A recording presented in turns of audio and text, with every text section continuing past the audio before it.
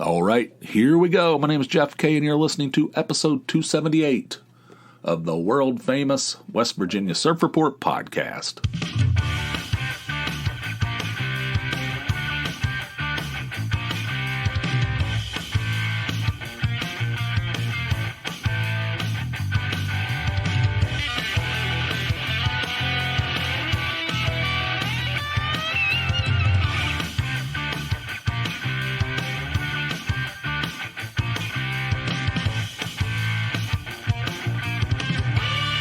Hello, world. And we're back broadcasting once again from deep underneath a nondescript home in suburban Pennsylvania. Thank you guys for tuning in.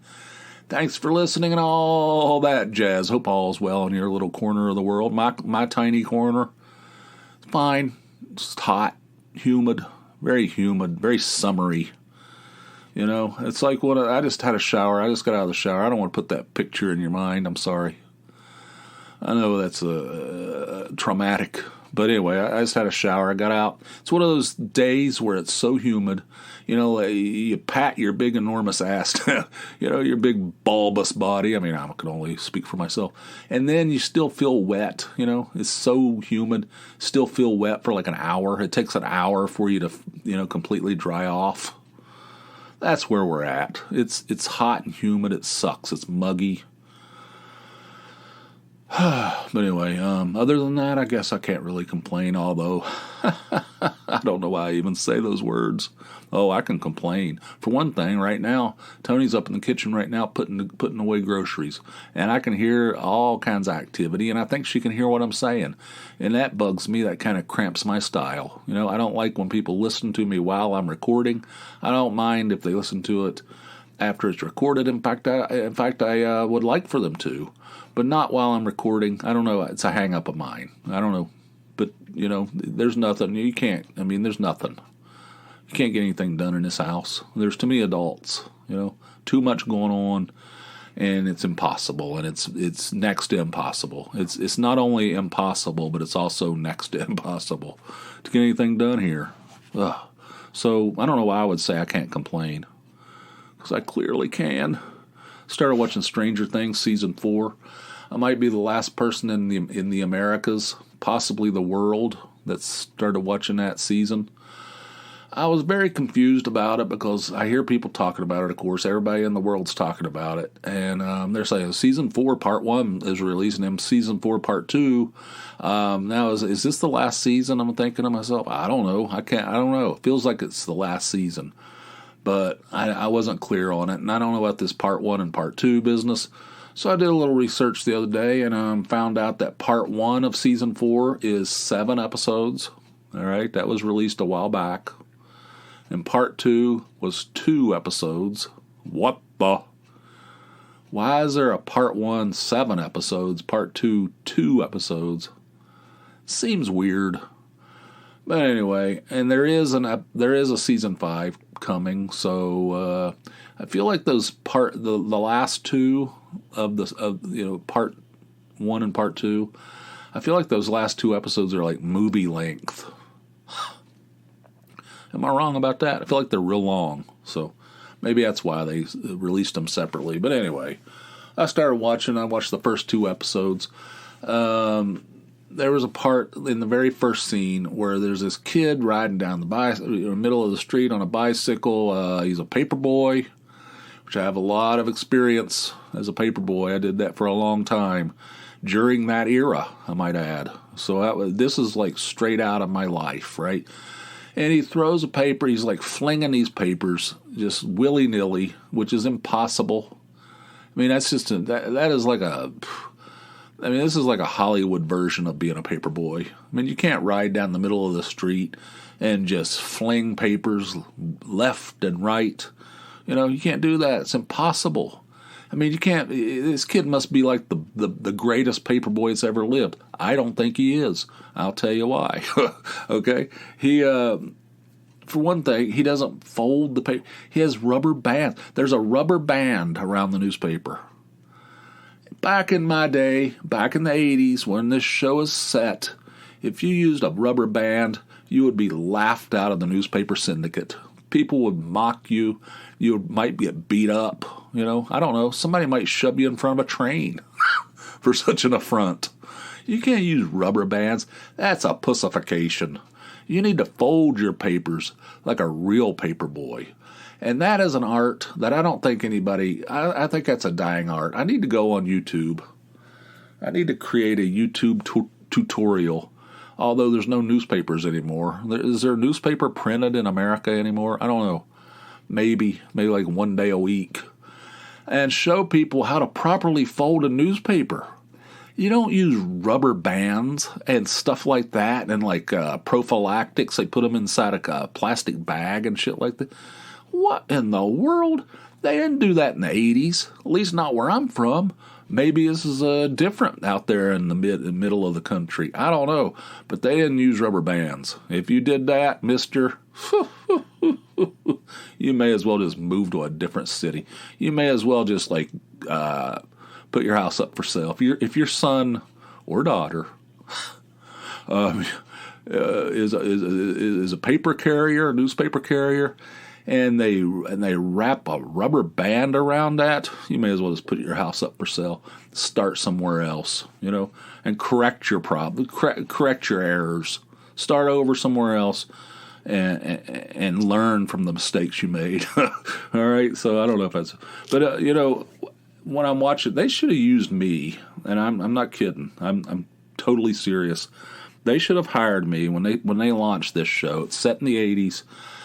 They should have used me as an 80s consultant because I pick out the tiniest little problems. I am able to zero in on the tiniest little problems. Like, that's not genuine. That's not real. People didn't say that in the 80s. People did not use that phrase in the 80s. People did not, this is not real. I zero in on that shit. Like, there was an episode where they were playing basketball, I don't know, in the earlier seasons. And the guy, he goes in with some kind of like fancy ass behind the back, layup or something. He goes, and then and the ball goes through the hoop and he goes, "That's what I'm talking about." What the? That is not 80s. People didn't say that shit till like, I don't know, the early 2000s. That's what I'm talking about. That is, that ruined it. The whole show's ruined for me. I don't know why I'm watching it anymore. And there was another scene where they're like, I don't know, it was early. Like, it might be first season. It might be literally the first episode. I don't know. They're all sitting around the dinner table, and they're excited because they're getting ready to eat KFC. Wrong. It was Kentucky Fried Chicken. KFC came later. Nobody called it that. I know, because I was alive, and I was paying attention back then. Bullshit.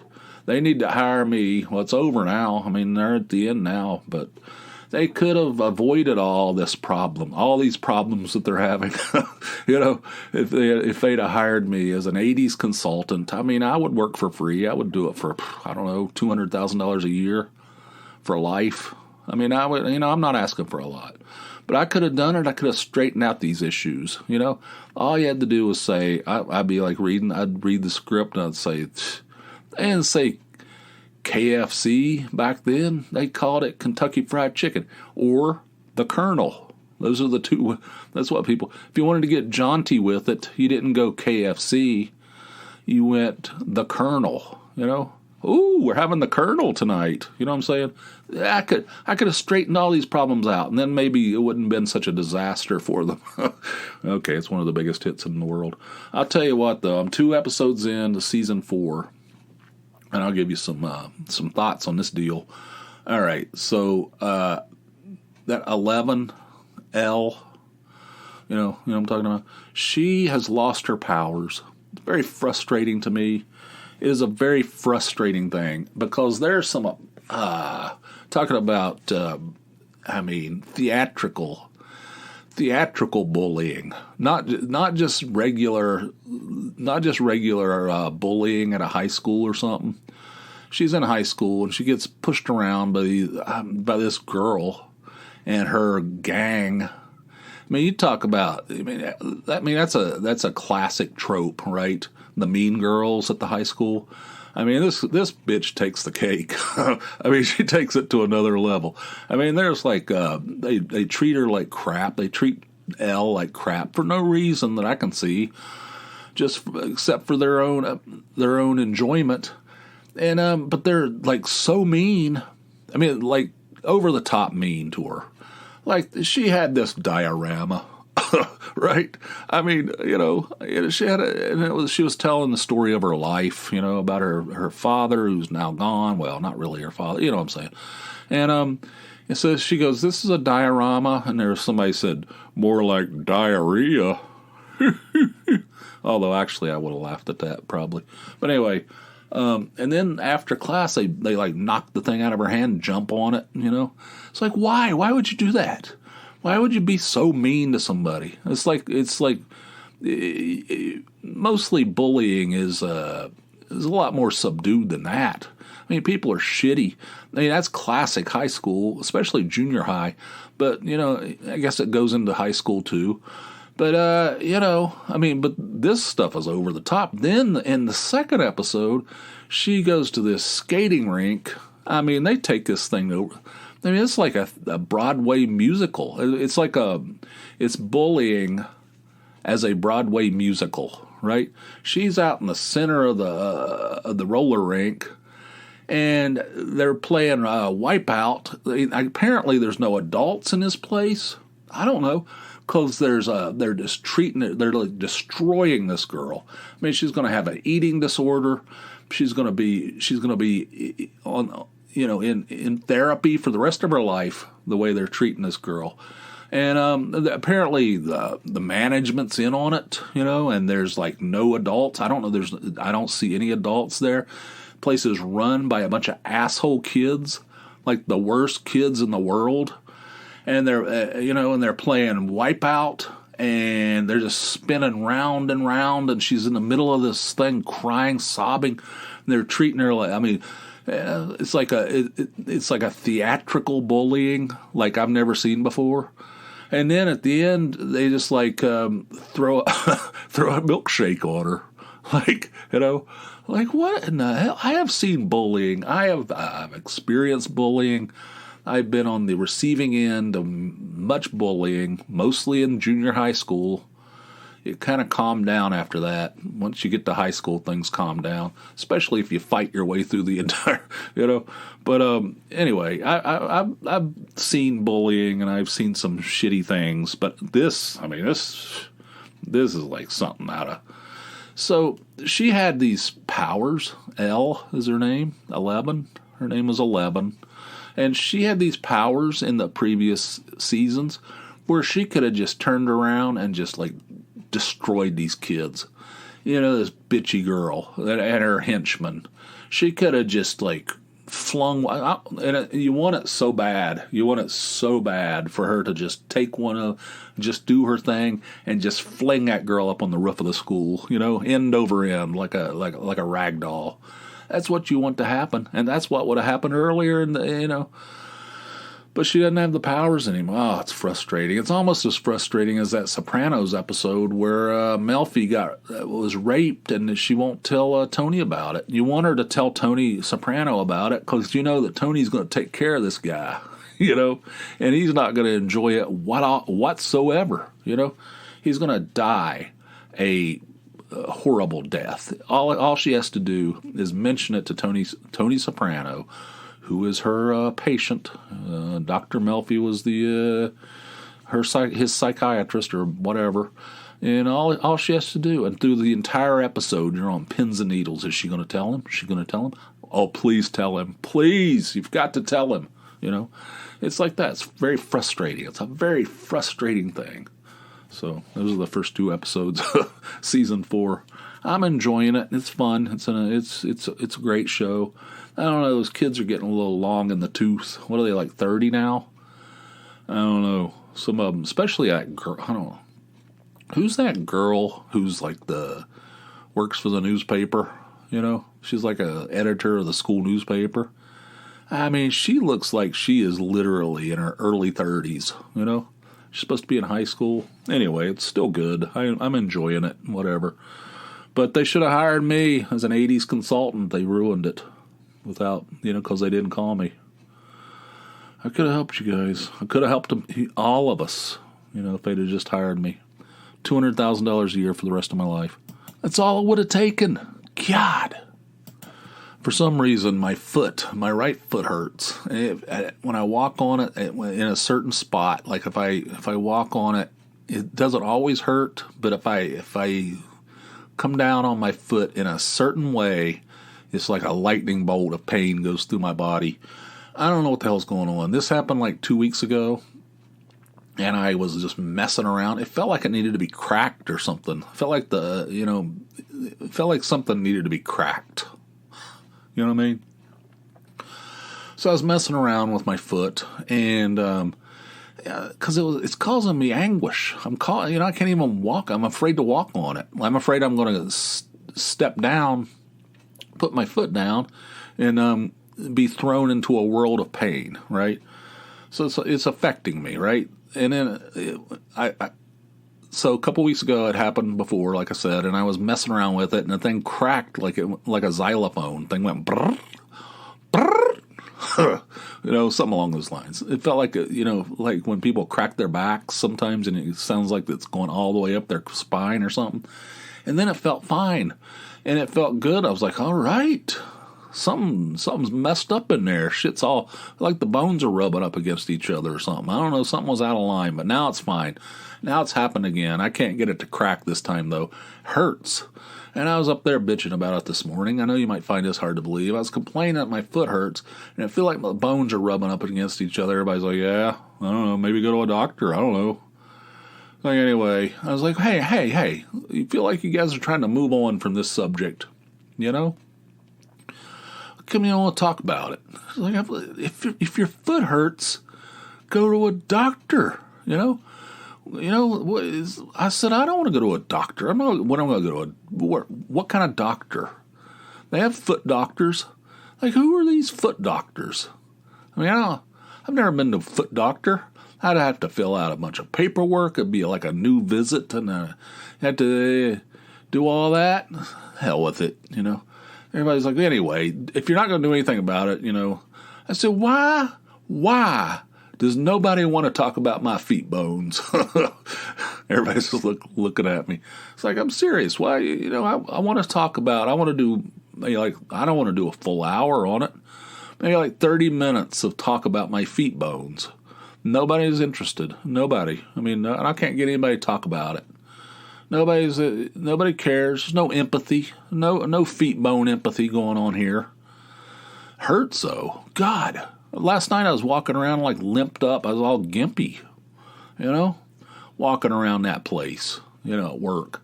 It might have something to do with the floors in that place, that concrete floor. Although I don't do I'm not on my feet all the time. I have a desk job mostly, but when I do walk around, it's all concrete. I don't know if that has anything to do with it. I don't know if it has something to do with my shoes. I don't know what's going on, but I can't get my feet to crack. Or it's just my right foot. It's not my left. I can't get that to crack. I can't get that satisfying crack like I did last time. That whole it's not exactly how it sounded, but you know what I'm saying.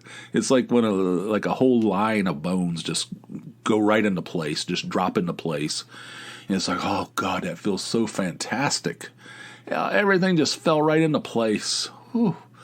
I need to go. Do chiropractors? Do they do feet? I don't know. Well, they mess with your feet. Again, I'd have to sign up. I'd have to do the whole thing. I have to have who is your contact in case you pass away during the next, while we're doing some procedure, who are we going to call if you are rendered, paralyzed from the neck down? That's what I'm always afraid of. I don't like those. I've never been to a chiropractor. I'm afraid that I'm going to come out of there in a wheelchair. Is that ridiculous? Cracking stuff and like snapping things. I don't think that's natural. I've never been to one. I don't know. I have this vision that that they just they just grab you by the hand and spin you around and around, just like a doctor stands in the middle of the floor. It says, put your left arm out, and it grabs you around with both hands around the wrist and just slings you round and round and just power drives you right into the wall. And is that wrong? Do I have it envisioned wrong, where they just steam you right into the wall, and then they charge you $175? It's like you should feel better after that. I mean, that's the way I have it envisioned. I admit that I don't know a whole lot about it, but that's the way I have it envisioned. I don't know. I've never been to a chiropractor. But I don't know if they do feet. I don't know. But anyway, I don't want to do any paperwork. If I have to do paperwork, I'm not going. Is that wrong? I just want to sit in my chair and talk about it. Why won't nobody talk about my feet bones? I've said that many times before. Also, I told Tony I need to get a haircut. I said I need the 4 and the 2, which are those are the guards. You go in there, how you want your hair cut? 4 and 2, 4 on the top, 2 on the sides. And then they go, do you want it, sometimes I just say 4 and 2, and they say 4 on top, 2 on the sides. I said, well, I look kind of, I don't really want to go for the Martin Van Buren look, It'd be, they're like, what? Who's that? Is that a rock star, Yeah, Martin Van Buren, he used to play lead guitarist. He was the lead guitarist in, Van Buren. You know that band, the 70s, 80s, hard rock band Van Buren. Anyway, I don't want that look, and So anyway, I told her I need the 4 and the 2, and she goes, "I think you have like some kind of hair dysmorphia." I said, "Explain." I don't know what that means. She goes, how people have dysmorphia. Am I pronouncing it correctly? Where they have a distorted view of themselves, of their body. I said, okay. She goes, but you have it with your hair. She goes, I think you think that you need to get a haircut all the time. She goes, it looks exactly the same today as it did the day you got the last haircut. I said, I know what's going on with my hair. I can feel the puffiness building. I can feel it heading into Mr. territory. So I know it's puffed out and it's like thick. It's heavy. It's a heavy. It doesn't grow down like most people's hair. If people get long hair, it grows down, right? Mine grows up and out. Out is even worse than up, if you can believe it. So I don't need that. She says I have hair dysmorphia. That's offensive to me. If I want to get my hair cut, and if I feel like there's a puffiness, there's a poofiness building. And I know enough. I know when I need a haircut. I don't need that. My body, my choice. Right?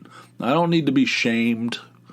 I don't need to be hair shamed, poofiness shamed. My body, my choice. All right. Well, to be fair, she didn't say don't get a haircut. She just said I don't think you need a haircut. What she was saying. Anyway, I get it from every angle. The thing about it is, I go over there to that place where I get my hair cut.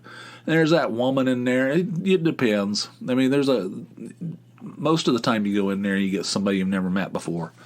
But sometimes there's that woman that large woman who wears flowing robes and moves around the floor as if on casters. Talked about her. I get her a lot, and then there's this other guy. I don't know if he's the manager, and he's good, But anyway, most of them I've never seen before. But they always say, "Wow, your hair's thick." When you walked in, I didn't think you needed a haircut, but then I start cutting it, and I see what you're talking about. I said, "Hell yeah!" I said, "I know how it works. I know how I'm tuned into the puffiness." Not to mention the poofiness. But anyway, she's giving me shit about that too. They won't talk about my feet bones. They give me shit about needing the 4 and the 2. I get no respect at all. All right. Let's see. What else? Oh, have you seen this show called Snowflake Mountain? It's on Netflix. The other night we were watching this. We were like, what should we watch? I'm like, I don't know. Because we're all caught up on, what's that thing called? MasterChef. We're watching MasterChef. And all our shows, we watched all the Ted Lassos. We watch stuff together. Tony watches her stuff separately. I watch my stuff separately. and then we have shows that we watch together. We don't really have. We're kind of in between shows, right? And we were like she was just scrolling through on Netflix through that top 10 thing. And there's this show on there. It's a reality show called Snowflake Mountain. And I'd read some stuff about it. I mean, people hate it. People are like, this thing is an abomination. This thing should have never been made. It's a reality show about these early 20 kids people in their early 20s who are self-entitled, overly dramatic, and just, adrift, don't want to do anything, have no work ethic, that kind of stuff. And they get sent up. Their parents have had enough of them, and they get sent off to this camp run by these two guys who are ex-military. They try to build in some, get these guys turned around, right? So this is a reality show with there's 10 of them at this camp. And I don't know, the first couple of episodes are hilarious. I mean, there was some scenes in those first 2 episodes where these people are like so far outside their comfort zone. I don't want to go into details, but I mean, I was like laughing so hard I had tears rolling down my face. The thing about that show is, though, I think we're like 4 episodes in. There's only 8. That thing's actually pretty good, It's not as people hear the name Snowflake Mountain, and they're like, what is this, some kind of right-wing propaganda? Why is Netflix having this on there? Mocking the youth and, okay, boomer, that kind of shit. But the thing about it is, it might have it has that premise, I guess, but it's not, if you watch it, you'll understand. It's actually, I wouldn't go so far as to say it's good. I'll tell you this much, though, it's entertaining, and there are some scenes in there that are hilarious. And as it goes along, you start to care about the contestants or the participants, and it's better than you would think. All right, and it's good. I would recommend it. Snowflake Mountain on Netflix. That thing's like ripped in the media. Like, what the? I cannot believe that Netflix would put their stamp of approval on such a thing. That thing's kind of good. It's good. And those kids are like, I call them kids. I mean, they're in their 20s. They're not really kids. They certainly act like it. But, they're starting to come around a little bit on this thing, a little bit. But they're hilarious, a lot of them. There's people from all walks in that thing. It's hilarious. Funny. Especially in the first couple episodes when it's all new to them. Anyway, I liked it.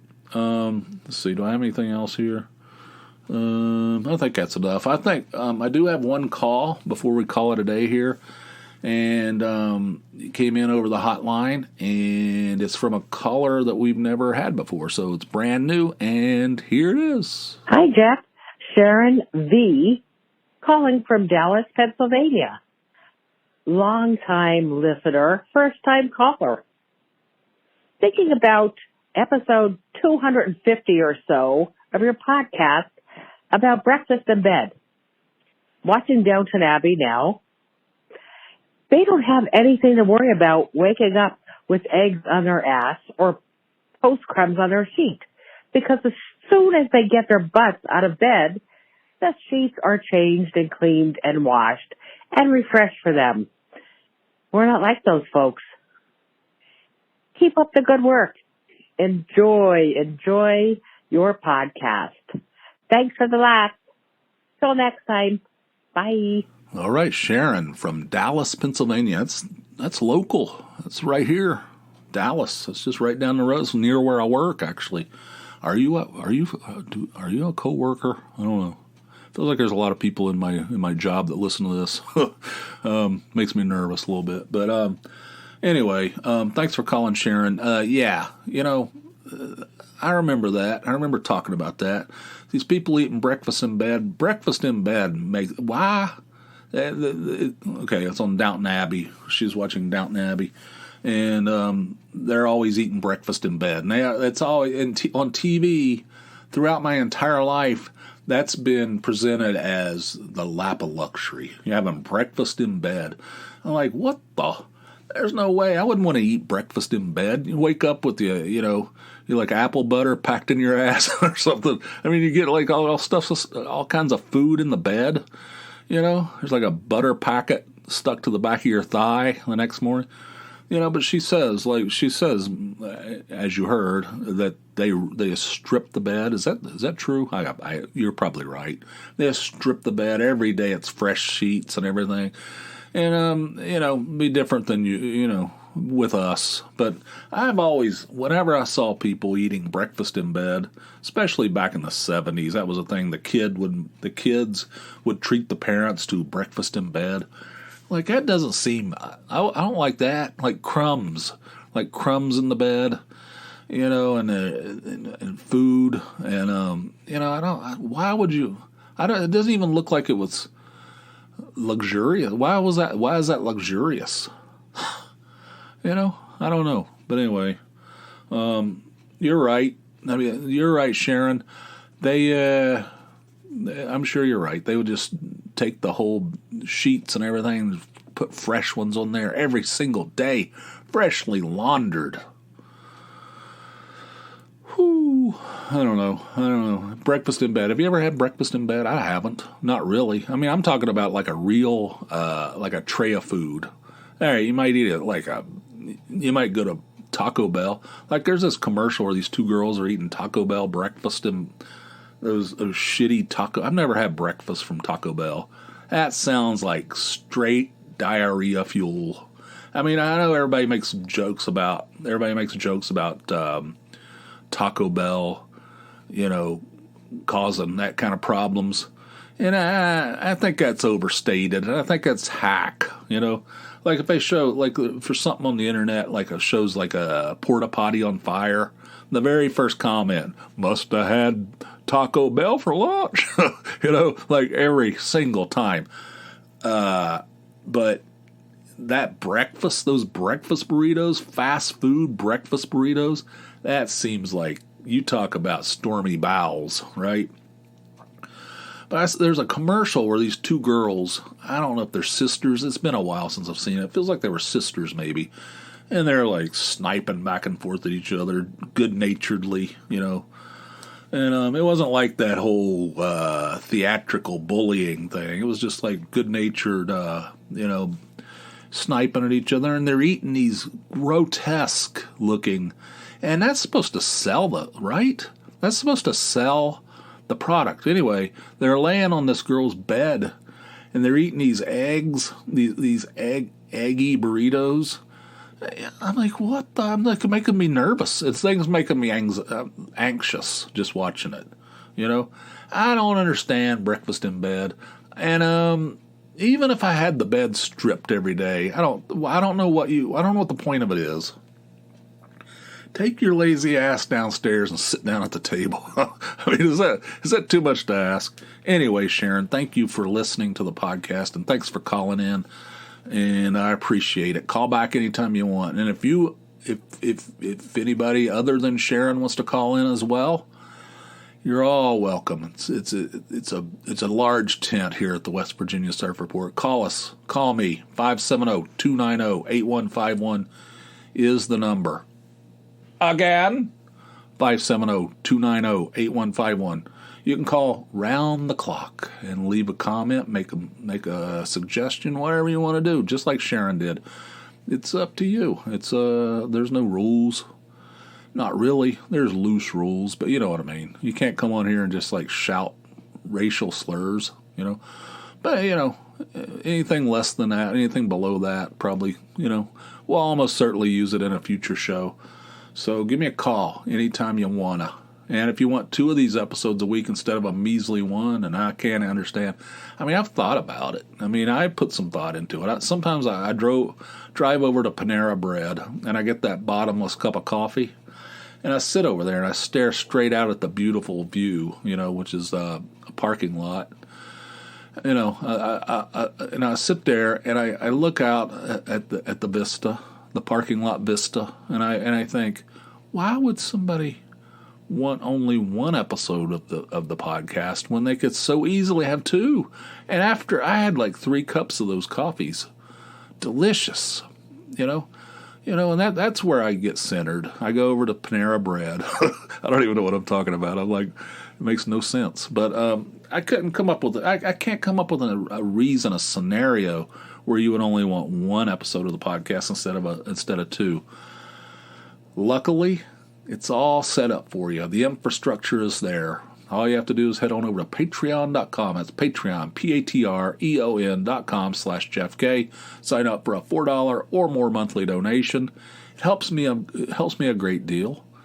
And in return, you'll get an extra episode of the podcast every week. Not every once in a while. Not every month. That's for suckers. Every week. And you can do that right now. Patreon.com/JeffK. $4. You won't even notice it. Put it on a credit card. You won't notice that it's gone. And you'll get thousands of dollars worth of, I mean, I don't know what value you put on them, but podcast episodes coming your way. So head on over and do that today if you're so inclined.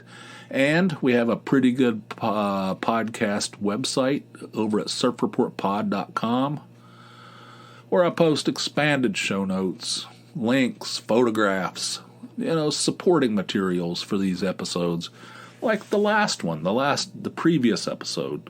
There's all kinds of good stuff there that's linked, and there's a photograph I took in a grocery store of this guy. Looks like he came straight out of the swamps. And, the value-added service. It's at surfreportpod.com. And there's other stuff. It's all linked in the show notes. So if you're, check it out if you want to, And until next time, the next one will be over on the Patreon side. You guys have yourselves a fine, fine day. I'll see you soon. Bye.